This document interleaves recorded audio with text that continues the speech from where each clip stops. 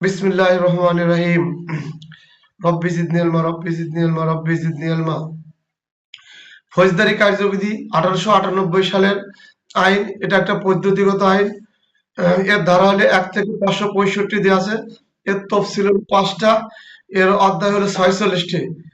এর অধ্যায় 46টে। আমরা ধারা পড়ব, 150 ধারা পড়ব। যাক আলহামদুলিল্লাহ।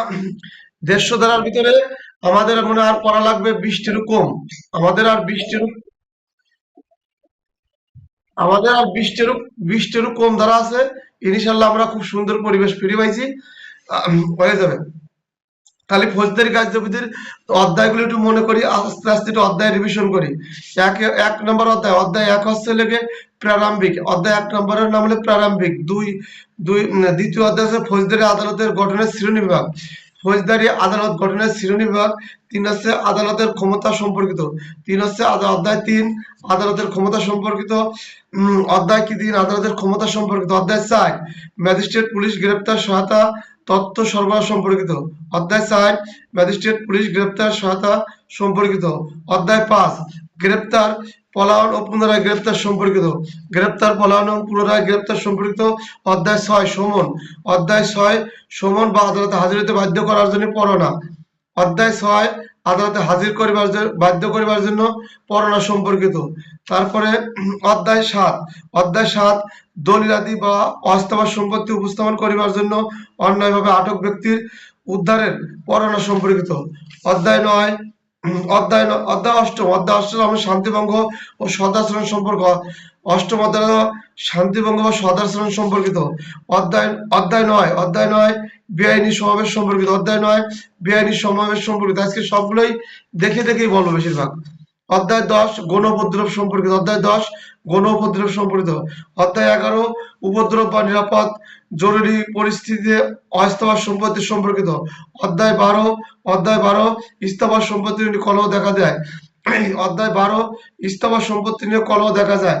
আমরা এখানে 144 থেকে 147, 144 থেকে 148 পর্যন্ত পড়ি নাই। এর পর একদিন বলবো, কারণ পর কয়টা ক্লাস তখন হয়ে গেছিল যে আজকে যেমন একটা ক্লাস গুরুত্বপূর্ণ না, প্রশ্ন কোনো আসবে না, কিন্তু একটু আলোচনা করো, সবাই জানলে ভালো লাগবে না। ওর জায়গা কি আছে দেখতেছি। অধ্যায় 13 পুলিশের প্রতিরোধমূলক কার্যপদ্ধতি। অধ্যায় 13 পুলিশের প্রতিরোধমূলক কার্যপদ্ধতি। অধ্যায় 14 আমলযোগ্য মামলা সম্পর্কিত। আমলযোগ্য এবং অমলযোগ্য মামলা সম্পর্কিত। অধ্যায় 15 ইনকোয়ারি বিচার ফৌজদারি আদালতের অধিক্ষেত্রের সম্পর্কিত। তাহলে আজকে আলোচনা করব অধ্যায় 15। অধ্যায় 15 ইনকোয়ারি বা বিচারে ফৌজদারি আদালতের অধিকার সম্পর্কিত। এইতে প্রশ্ন এটা আসবেন না, এমসিকিউ আসতে পারে, কিন্তু লুকমান স্যার এটা একটু বুঝার আছে, একটু বুঝি এটা নোয়াখালী পেজটা কি কয়েছে। তাহলে এক এক করে শুরু করি। সুন্দর সুন্দর কথা আছে, বেশি মানে আধা ঘন্টা নেবানে ক্লাস বোঝা যাবে না। দেহে পড়বো, এত মুখস্থ করার কিছু নাই। 177 এখান থেকে তো প্রশ্ন আসবেন না। এএসআই, এটিএসআই, এএসআই বিচার কারোরই আসবেন না, কিন্তু এমসিকিউ আসতে পারে। আর এখানে কি আছে অল্প একটু জানি। এখান থেকে 177 থেকে 200 পর্যন্ত মাত্র 4টে ধারা আছে, পড়ার লাগবে, ওইগুলো মুখস্থ, সেটা বলবো না। তাহলে 177 কি বলছে? ইনকোয়ারি বা বিচারের সাধারণ স্থান। ইনকোয়ারি বা বিচারের সাধারণ স্থান, এটা হলো আদালতের কাজ। আমরা একটু জানবো ইনকোয়ারি বা বিচারের সাধারণ স্থান যেখানে অপরাধ সংগঠিত হয়, যে থানা এলাকায়, যে জুডিশিয়াল এলাকায়, তাহলে তার বিচার কোথায় হবে? সেই থানা এলাকায় হবে। ওই যে জুডিশিয়াল এলাকা ওই এলাকায় হবে। অপরাধ যে থানায় ঘটে, অপরাধ যে জুডিশিয়াল এলাকায় ঘটে, সেই জায়গায় তো মামলা হয়। আর ওই জুডিশিয়াল এলাকার বিচারকই ওর বিচার করে। 177 এরকম কথা। 178 কি বলছে? সহজ না, মানে যেখানে মামলা হয়, যেখানে অপরাধ হয়, সেই অপরাধ যে থানা, আমরা যে থানায় ডিউটি করি, স্বাভাবিক কিন্তু দেখা যায় যে থানায় ডিউটি করি, যেটা অপরাধ হয় ওই থানায় মামলা হয়। ওই থানার অধীনে যে ম্যাজিস্ট্রেট আছে, সেই ম্যাজিস্ট্রেট তার বিচার কার্যক্রম করে। বিচারিক আদালত, তাই না? এটা 177 বলছে। 178 কি বলছে? 178 খেয়াল করবেন, আমি দেহে পড়বো, তারপরে বুঝবো। এটা মুখস্থ করার কিছু নাই, খালি এমসিকিউ। হজরত তুমি সাইলেন্ট করো। বিভিন্ন দায়রা বিভাগে মামলা বিচারের আদেশ দেওয়ার ক্ষমতা। বিভিন্ন দায়রা বিভাগে মামলা বিচারের আদেশ দেওয়ার ক্ষমতা। এর বাংলা কি? আলোচ্য 177 ধারা যাই থাকুক না কেন, বলছে 177 ধারা যাই থাকুক না কেন, কি থাকুক 177ই বলছে যেখানে অপরাধ হয় সেই আদালতে তার বিচার হয়। কারণ ওটা বলছে না 177 ধারায় যাই থাকুক না কেন সরকার নির্দেশ দিতে পারেন যে কোন জেলার বিচারের জন্য প্রেরিত কোনো মামলা বা কোনো শ্রেণীর মামলা বিচার যে কোনো দায়রা বিভাগে হতে পারে। মানে এমন একটা মামলা সরকার যখন নির্দেশ দেয়, সরকার নির্দেশ দিলে সেই দায়রা যে দায়রা বিভাগের নির্দেশ দেয় সেই বিভাগেই মামলা পরিচালনা হবে। এইগুলো কথাটা জটিল কঠিন না। তাহলে প্রথমে অপরাধ যে থানায় হয় সেই থানায় মামলা হয়, কিন্তু 178 বলছে 77 দ্বারা যাই বলুক সরকার যদি কি বলছে সরকার নির্দেশ দিতে পারে, সরকার নির্দেশ দিতে পারে কোন জেলার বিচারের জন্য প্রেরিত কোনো মামলা বা শ্রেণীর মামলা বিচার যে কোনো দায়রা বিভাগে হতে পারে। মানে সরকার ক্ষমতা, আইনি বলছে সরকার, আর ধর্মের সব আলাদা, বলছে আইনি কাছে ধর্ম আনা যাবে না। সরকার চাইলে যে কোনো সময় যে কোনো মামলা যা দায়রা বিভাগে করাতে পারে, এটা সরকারের ক্ষমতা আছে। আর 77 কি বলছিল, জেনে অপরাধ হয় সেটাই মামলা, আমরা যেটা বুঝি, কিন্তু মামলা সরাতেও পারে সরকার, যেখান থেকে ওখানে, ওখান থেকে এখানে নিয়ে যাবে, এটা সরকারের ক্ষমতা আছে। তারপরে 179 কি বলছে, যেই জেলার অপরাধ সংঘটিত হয়েছে, মানে যে জেলায় অপরাধ সংঘটিত হয়েছে অথবা যেখানে উহার পরিণাম ঘটিয়াছে অভিযুক্ত ব্যক্তির বিচারের সেখানেই হইবে। কথাটা কিনা ঝামেলা না? তাহলে যে জেলা অপরাধ সংঘটিত হয়েছে, এক জেলা আছে একটা লোক মারামারি করছে, আমার মারছে, মাথা ফাটি গেছে, এটা হলো খুলনায়, খুলনার ডাক্তার পারে নাই, তাহলে আমি চলে গেলাম কোথায়, ঢাকায় যাই মারা গেলাম, এখন অপরাধ দুই জায়গায় হলো না? আবার চুরি করলাম হলো খুলনায়, চুরাই মাল রেখে আসলাম হলো ঢাকায়, তাহলে কি মালটা ঢাকায় তো উদ্ধার হলো, তাই ঢাকায় একটা অপরাধ হলো না?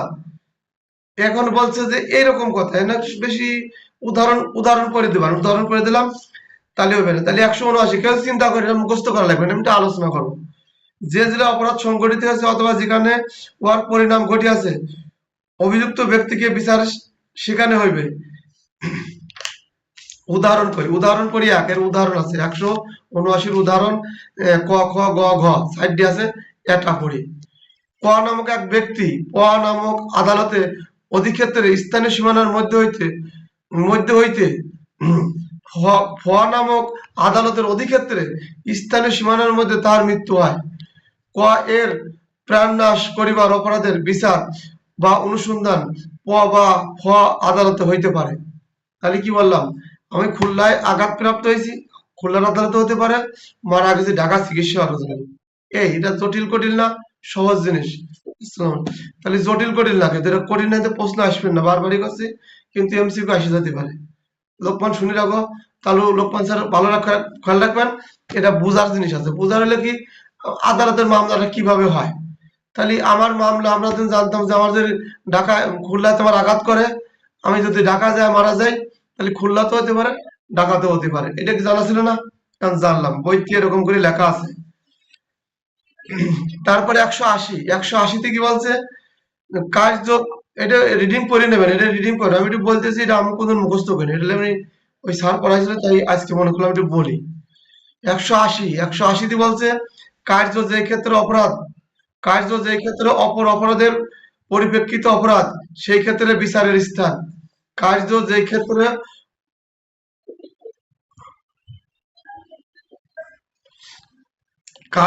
ক্ষেত্রে অপর অপরাধের পরিপ্রেক্ষিত অপরাধ সেই ক্ষেত্রে বিচারের স্থান। কার্য মানে যেখানে কাজ ঘটেছে, উদাহরণ না বলে বোঝা যাবে না। অপরাধের সহায়তা অভিযোগে অনুসন্ধান বা বিচার যে আদালতের অধিক্ষেত্রে স্থানীয় সীমানার মধ্যে সহায়তা দেওয়া হয়েছে সেই আদালতে অথবা যে আদালতের স্থানীয় সীমানার মধ্যে উক্ত সহায়তার ভিত্তিতে অপরাধ সংঘটিত হয়েছে সেই আদালতেই হইতে হইবে। এগুলো আমি তো ভালো বুঝিনি, কিন্তু মনে হচ্ছে একটু কই, তারপর সামনে যাবা না। ঠিক আছে। তারপরে 181 বলে, 181 হলো গিয়ে, এগুলো দেখে নেবেন, এগুলো বোঝার তেমন কিছু নাই। ঠগ হওয়া অথবা ডাকাতদের দলভুক্ত হওয়া, হেফাজত হইতে পালান প্রভৃতি। ঠগ হওয়া, আদালতের দলভুক্ত হওয়া, হেফাজত হইতে পালান। এখানে 4টে অপরাধের কথা বলছে। তারা ঠগ হইলে দণ্ডবিধিতে আছে। ঠগের কথা কি বলছে, দণ্ডবিধিতে ঠগ হওয়া, ঠগ হইতে ঠগের যে অপরাধগুলো এগুলো স্থানান্তরিত হয়, যেখানে হয় সেখানে তার বিচার করা লাগবে। তো অপরাধজনক আত্মসাৎ বা বিশ্বাসভঙ্গ, তারপরে চুরি, চুরি এক জায়গা থেকে চুরি করে আরেক জায়গা চুরি করে, এক জায়গার মাল আরেক জায়গা রাখে, এইরকম যেখানে তার মালামাল পাওয়া যায় সেইখানে সে আদালতে তার বিচারের স্থান। মনুষ্যহরণ, মনুষ্য মনুষ্য অপহরণ বা মনুষ্য মনুষ্যহরণ বা মনুষ্য অপহরণ, মানে যে দণ্ডবিধি 359, 60, 61 এই কথাগুলো। মানুষ অপহরণ করলে কি সে লোক এক জায়গায় স্থায়ী থাকে? এই স্থানান্তরিত হয়।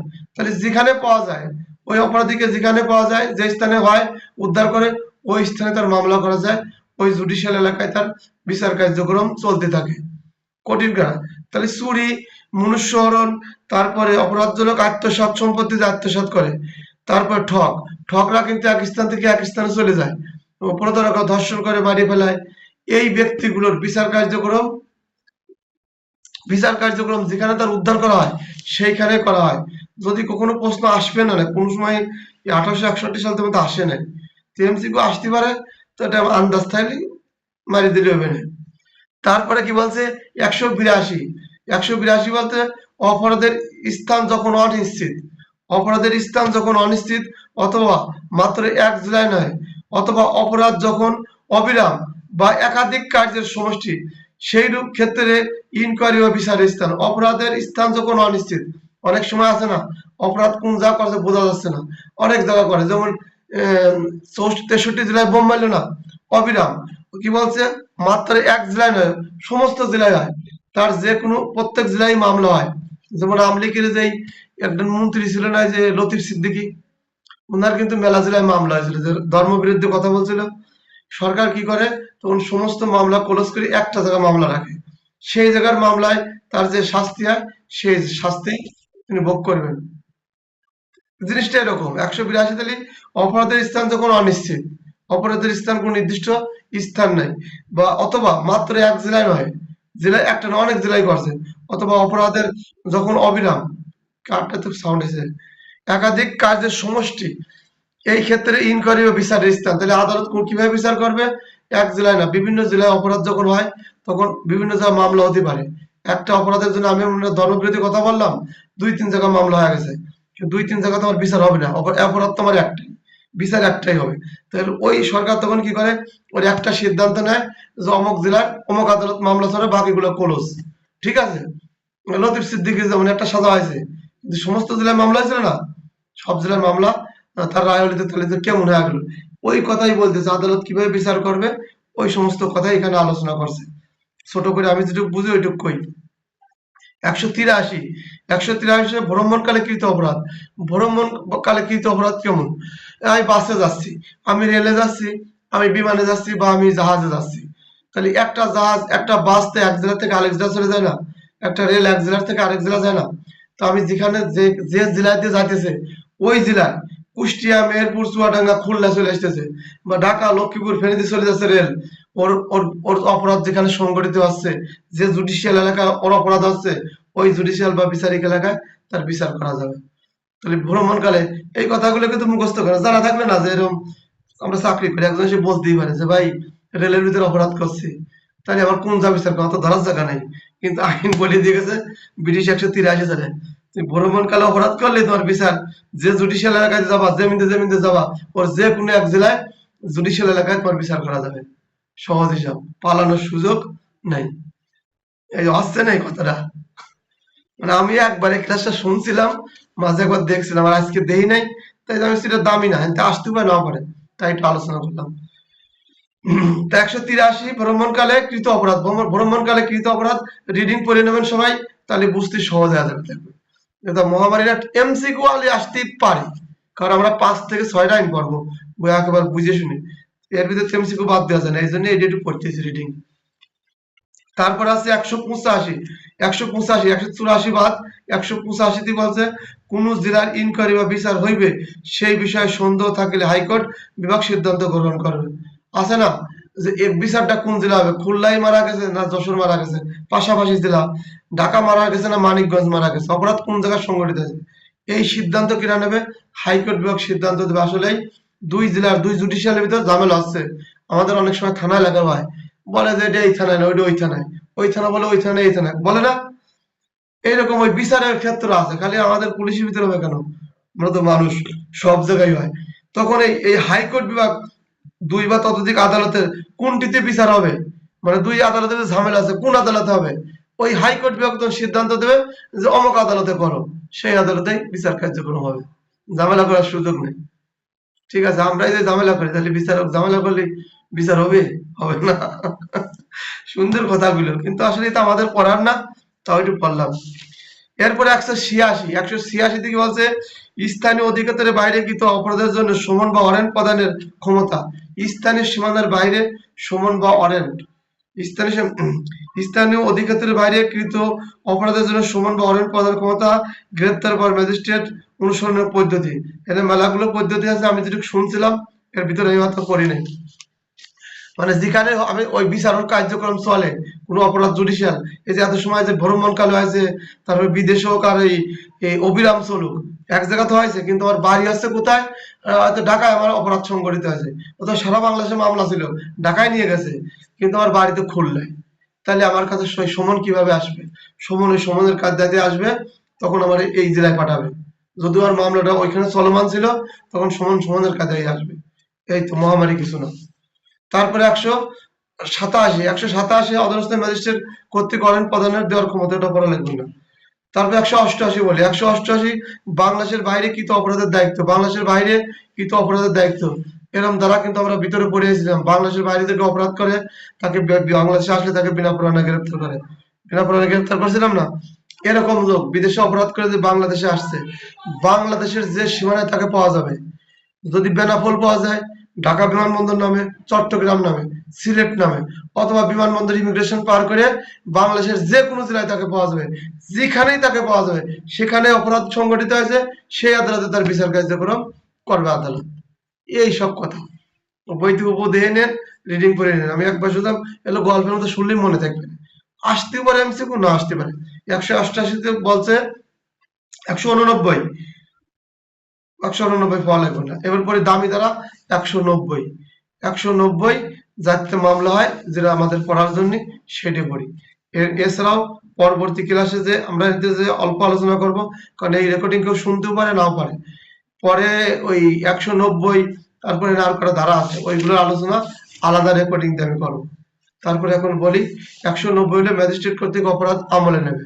এক ধরনের অপরাধ থানার ভারপ্রাপ্ত কর্মকর্তা নেছে, 154 সেটা হলো আমলযোগ্য, কিন্তু ম্যাজিস্ট্রেট এই যে 190 দ্বারা যে অপরাধ আমলে নেবে, এখানে আমলযোগ্য আর আমলের অযোগ্য নেই, তিনি সব ধরনের অপরাধী আমলে নিতে পারে। কিভাবে নিতে পারে আমরা এখন পড়ি। এক হচ্ছে লাগে নালিশ, নালিশ যদি কোনো ব্যক্তি আদালতে এসে নালিশ করে, আমরা বলছি নালিশ কার কাছে করে? ম্যাজিস্ট্রেট বা আদালতের কাছে করে।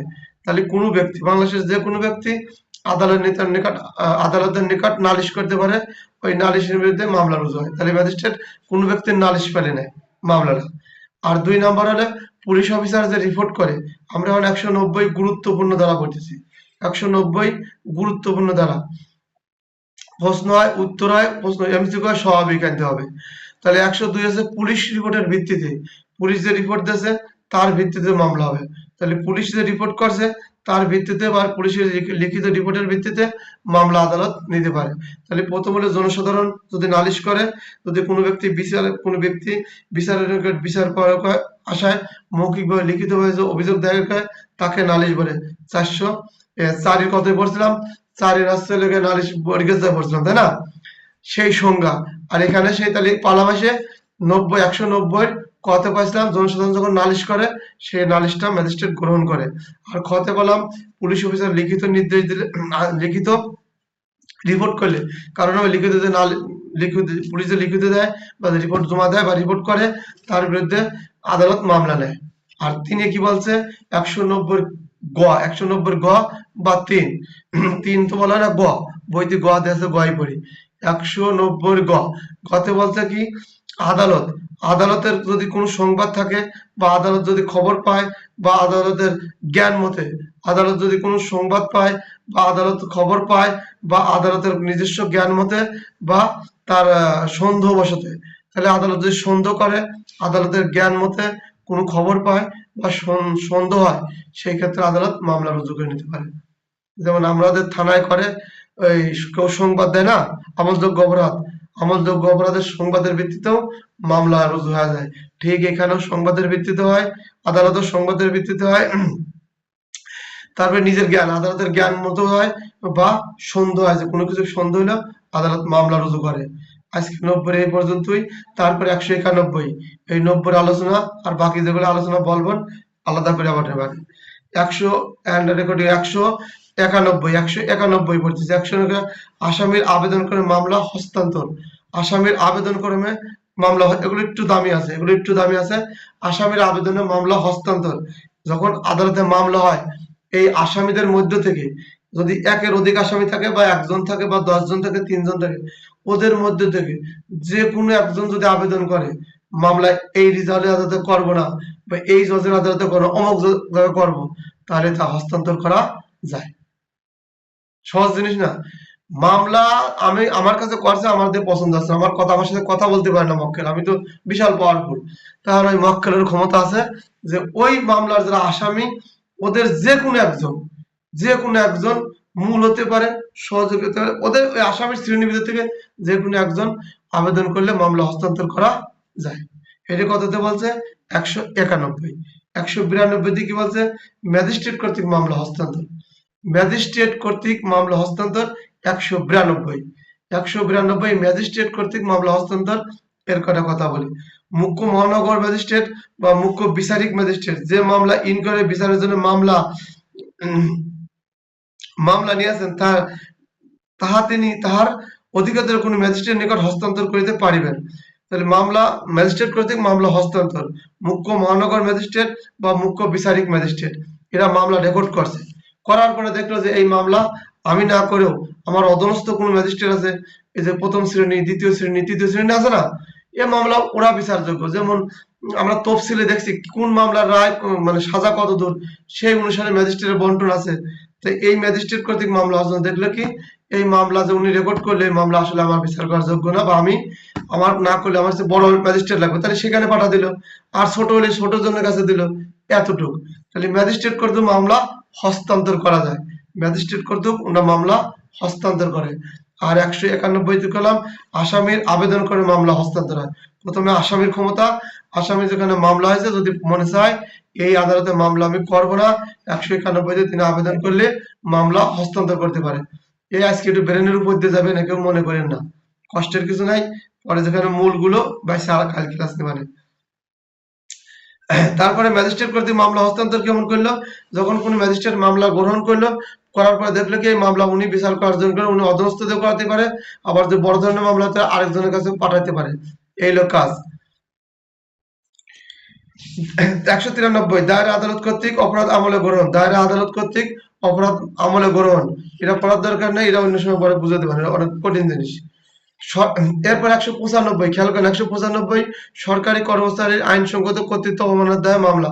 সরকারি কর্মচারীর আইনসঙ্গত কর্তৃত্ব অবমাননার দায়ে মামলা। সরকারি কর্মচারীর নামে যে মামলা করা হয়, সরকারি কর্মচারীর নামে যে মামলা করা হয়, চাইলেই করা যায় না, চাইলেই করা যায় না। এখানে তার বিধিনিষেধ আছে। 195, 196, 197, 198, 199। খেয়াল করেন এই মামলাগুলোই সচরাচর আপনি চাইলেই, আমরা চাইলেই করতে পারি না, এরকমই কিছু কথা এখানে বলছে, আমি হালকা করে বলে যাচ্ছি। সরকারি কর্মচারীর আইনসঙ্গত কর্তৃত্ব অবমাননার দায়ে মামলা। কোন আদালতে নিম্নলিখিত অপরাধ করলে, যেমন দণ্ডবিধি আইনের 172 থেকে 182 ধারা অধীনে কোন অপরাধ সংঘটিত হয়। খেয়াল করবেন 172 দণ্ডবিধি আইনের 172 থেকে 188 ধারা অপরাধ সমূহ, এটা সরকারি কর্মচারীদের বিষয় বলা আছে। সরকারি কর্মচারী যে অপরাধ আছে, আমি অপরাধ করে ফেললাম বলে আপনি অন্যায় মামলা করে ফেলবেন, এরকম সুযোগ নাই, সরকারের অনুমতি লাগে। বেশি কব না, অল্প কব, এটুকুই। তারপর আসছে লেগে 196 রাষ্ট্রদ্রোহ অপরাধের দায়ে মামলা। এই রাষ্ট্রদ্রোহ অপরাধ কত আছে? 100 দণ্ডবিধি আইনের 121 থেকে 130 পর্যন্ত আছে। এই যে রাষ্ট্রদ্রোহ মামলা অপরাধ করে মানুষ, এই অপরাধ করলেই সচরাচর মানুষ মামলা করতে পারে না, সরকারের অনুমতি লাগে। এইখানে এই কথাগুলোই বলছে, এটার ব্যাপকের বোঝার কিছু নাই, খালি খেয়াল রাখবেন এই কথাগুলো লেখা আছে, যা সরাসরি মামলা করা যায় না। কোন সরকারি কর্মচারী যেমন তাদের নামে সরাসরি মামলা করা যায় না, আবার রাষ্ট্রদ্রোহ যদি কোনো অপরাধ করে সেক্ষেত্রেও সরাসরি মামলা দায়ের করা যায় না। এরপরে চলে আসেন 197, বিচারক বা সরকারি কর্মচারীর বিরুদ্ধে মামলা, এরূপ মামলা রুজু করিবার বিষয়ে সরকারের ক্ষমতা। তাহলে যদি কোনো বিচারকের নামে মামলা করতে চায় বা কোনো সরকারের নামে মামলা কর্মচারীর নামে মামলা করতে চায়, তাহলে সরাসরি মামলা করা যায় না, ওই অফিস প্রধানের অনুমতি লাগে বা সরকারের অনুমতি নিয়ে মামলা করা লাগে। এরপরে চলে গেলাম হলে 198, চুক্তিভঙ্গ, মানহানি বা বিবাহ অপরাধ দায় মামলা। তাই চুক্তিভঙ্গ, মানহানি বা বিবাহ অপরাধ মামলা, এই মামলা সরাসরি করা যায় না, এই মামলা সরাসরি করা যায় না, সরকার অনুমতি লাগে বা আদালতের অনুমতি নিয়ে এই সমস্ত মামলা করা লাগে। তারপরে অনেকে কষ্ট করছে বা চলে গেছে, আজকে লোকজন কম, পরে ক্লাস দেখে নিন আপনারা। তারপরে 199, ব্যয় বিচার বা বিবাহ মহিলা, ব্যয় বছর বা বিবাহিত মহিলাকে ফুসলাইনে যাওয়ার দায় মামলা।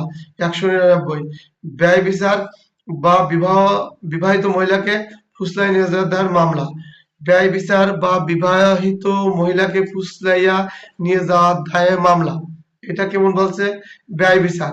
এখানে যেমন বলছে যদি ব্যয় বিচার হলো কি, একজন বিবাহিত নারীর সাথে যদি কেউ দৈহিক সম্পর্ক করে বা তা ওই নারীর সম্মতিক্রমে, তাহলে ওই ওই ওই ওই ব্যক্তির নামে সরাসরি মামলা করা যায় না, ওই ব্যক্তির নামে সরাসরি মামলা করতে যায় না। এখানে বেশ কোনো বোঝার আছে।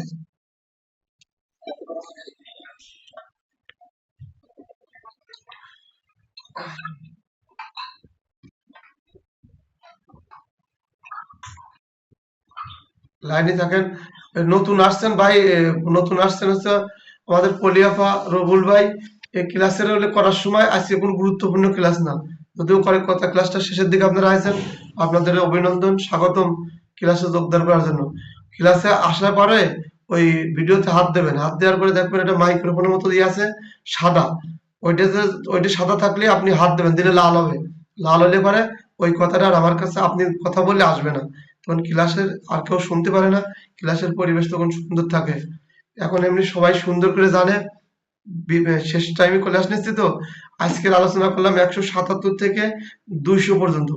এই প্রশ্ন কোনদিন এখান থেকে আসে না, এখান থেকে 190, 195, 196, 197, 198, এটা একটু বোঝার আছে 199, এখান থেকে একটু এমসিকিউ আসতে পারে। আর বাকি 200 থেকে 205 আমরা সিআরপিসির একেবারে শেষ প্রান্তে, সিআরপিসি 565 ধারা আছে, এর ভিতর 150টা ধারা আমরা পড়বো, নিরস্ত্র দ্বারা পরীক্ষা দেবো, সশস্ত্র আর এটিএসআই জন্য 100 বা তার কম। আমরা এখন পড়তে পড়তে শেষ প্রান্তে, এখন পর্ব শুধুমাত্র আর 10 থেকে 12টা ধারা। আর আজকে যে আলোচনা করলাম এটা জন্য গুরুত্বপূর্ণ আলোচনা না, সামথিং এখান থেকে এমসিকিউ আসতেও পারে, নাও পারে, কিন্তু ভিতরে কয়টা ধারা থেকে গেছে, 190, 195, 96, 97, এটা কোনো মুখস্থ করবেন না, শুধু 190টা মনে রাখবেন, বারবার মনে রাখবেন, কিভাবে ওর ব্যাখ্যা আবারও দেবো আমি।